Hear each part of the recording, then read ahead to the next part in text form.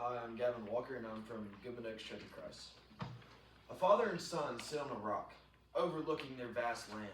The father tells the son that his time on earth will not be for much longer, and when he passes, all the land and inheritance will fall to the son. The son is scared, but also is excited, and he grows a little arrogant. The film The Lion King is the highest-grossing 2D animated film of all time. Mufasa lets Simba know that his time in the Pride Lands will not continue for much longer. So he lets Simba know his responsibility to rule the Pride Lands when he's gone. Simba likes this idea at first, but then suddenly he realizes that he's not built for the responsibility and the calling that is coming his way. He runs away, leaving his responsibility over the Pride Lands behind. How about we turn to Jonah chapter 1 and see someone else who is running away from his calling? While you were turning there, what do we know about the story of Jonah? Jonah makes God mad and then he gets swallowed by a big fish, right? No, there's so much more to the story. Oftentimes we get so focused on the children's church version of the story. We hear swallowed by a big fish and all of our attention automatically goes to that. But no, we don't need to let the fish steal the show because there's so much more going on. As we read through the text, pay attention to Jonah's calling and reflect similarities in your life. Jonah 1 reads, "Now the word of the Lord came to Jonah, the son of Amittai, saying, Arise, go to Nineveh, that great city, and call out against it, for their evil has come up before me. But Jonah rose to flee to Tarshish from the presence of the Lord. He went down to Joppa and found a ship going to Tarshish. So he paid the fare and went down into it to go with them to Tarshish, away from the presence of the Lord. But the Lord hurled a great wind upon the sea, and there was a mighty tempest on the sea, so that the ship threatened to break up. Then the mariners were afraid, and each cried out to his God.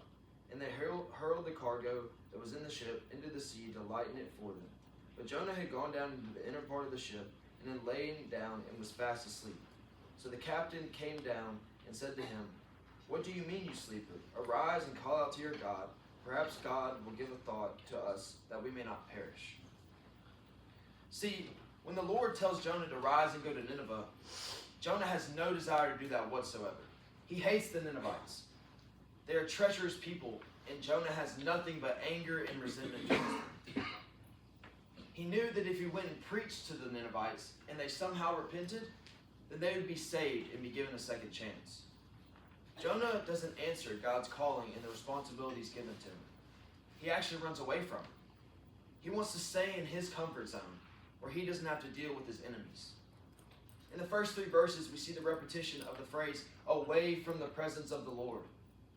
Jonah flees, thinking he can get away from his calling and responsibility, when in reality, he can't. Why are you running? Just like Simba and Jonah, we run from our callings and responsibility. God is calling everyone to make an impact and find their place in his kingdom. Maybe you just aren't looking for it because you simply don't want to. It doesn't just have to be in our spiritual walk, though. It can be in everyday life. You know, the laundry needs to get done, the lawn needs to be mowed, the dishes need to be washed. But hey, you had a long and hard day at work, so we can wait a couple days.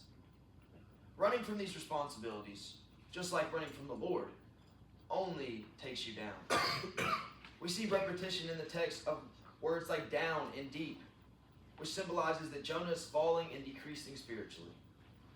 God is always calling for us to step up and be spiritual leaders, even in ways we don't see it. Callings from God are no different from our callings and responsibilities in real life. Jonah is running from his calling, headed on a ship to Tarshish, and the Lord hurls a great storm at the ship. The sailors all cry out to their gods, but Jonah is asleep in the hold of the ship. They run to wake him, and both them and Jonah know that the storm is because Jonah is fleeing from the presence of the Lord. This was a curse so that the Lord can get their attention. Now Jonah gets thrown into the ocean, and the sailors praise God because the storm has ceased. But still, Jonah would rather die than respond to the Lord's calling. Why are you running? Jonah is a prime example that you cannot run from God's calling. When we run from this calling, most of the time, it's just because we are trying to control every little detail of our lives. But the truth is, we need to stop saying no to what God is telling us to do. If we are trying to control every little aspect of our lives, then we are either ignoring God's calling or we are completely missing it because we want to control every aspect of our life. Why are you running? Is it not obvious that there's no running from God? We cannot avoid this calling, nor can we get rid of this responsibility. Going back to the Lion King, Simba runs from his calling to be king, pushing it to the back of his mind. He runs off with his friends, living this life of Hakuna Matata, no worries for the rest of his days. But even as he's been running away from this forever, for years, no matter how far he goes, and no matter how much he thinks he's gone away from it, Nala shows up and reminds him of his responsibilities and his calling. He cannot escape his past. He will have to face his responsibilities and respond to the calling. Why are you running? We know we cannot outrun or escape the Lord's calling. Psalm 139 says, "O Lord, you have searched me and known me. You know when I sit down and when I rise up. You discern my thoughts from afar. You search out my path and my lying down and are acquainted with all my ways. Even before a word is on my tongue, behold, O Lord, you know it altogether." While the Lord cursed Jonah when he was running away, that is not the only way God tries to get your attention. Maybe God is blessing you so that you realize that He is the one that you need. So instead of running away from Him and His calling, run towards it.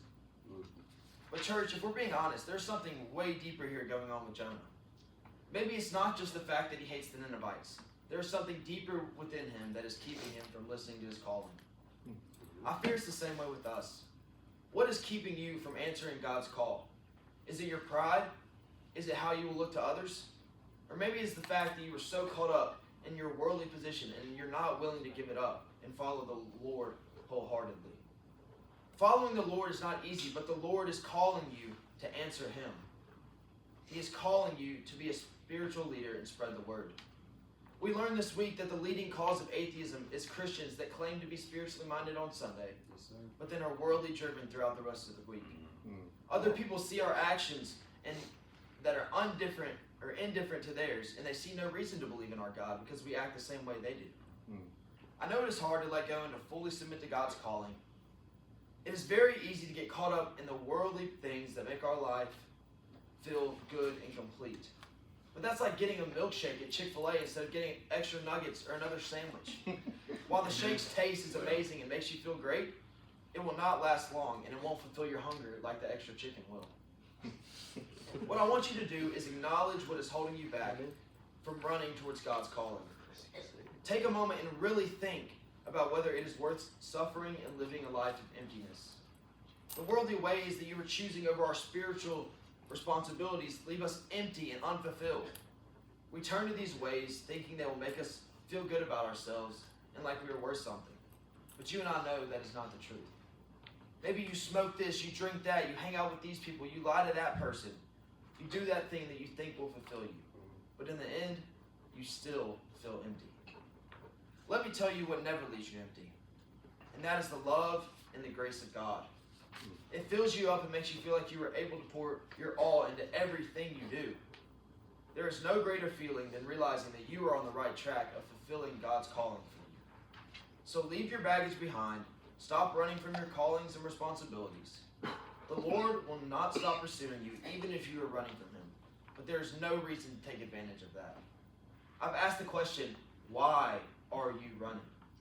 But each of you individually know your own answer to that. So lift that to the Lord and start running towards your calling that will make you fulfilled.